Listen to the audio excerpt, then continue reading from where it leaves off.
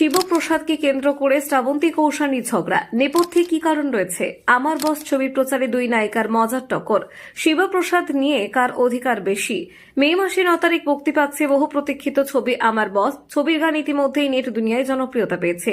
ঠিক সেই গান লঞ্চ অনুষ্ঠানে হাজির হন দুই অভিনেত্রী শ্রাবন্তী চট্টোপাধ্যায় ও কৌশানী মুখোপাধ্যায়। আর সেখানেই ঘটে এক মজার ঘটনা। অনুষ্ঠানে দেখা গেল শিবপ্রসাদ মুখোপাধ্যায়কে ঘিরে কথা কাটাকাটি শুরু শ্রাবন্তী ও কৌশানীর মধ্যে। শ্রাবন্তী, যিনি আমার বস ছবিতে মৌসুমী চরিত্রে অভিনয় করছেন, প্রায় রেগে যান কৌশানীর এক মন্তব্যে। ঝিমলির দাবি, তিনি শিবপ্রসাদের বহুরূপী ওয়েব সিরিজে আগে থেকেই রয়েছেন, তাই ময়দামুখ শিবপ্রসাদের ওপর তার অধিকার বেশি। শ্রাবন্তীর পাল্টা দাবি, এখন শিবপ্রসাদ আমার বস। এই মজার ঝগড়ার পেছনে অবশ্য রয়েছে সিনেমা প্রচারের কৌশল। জানা গেছে, আমার বস মুক্তি পাচ্ছে প্রেক্ষাগৃহে 9 মে, আর একই দিনে ওটিটিতে ডিজিটাল প্রিমিয়ার হচ্ছে বহুরূপীর। তাই দুই প্রকল্পে শিবপ্রসাদ মুখ্য চরিত্রে থাকায় প্রচারে নেওয়া হয়েছে অভিনব এক কৌশল। আপনারা দেখছেন গ্রামীণ বাংলা নিউজ।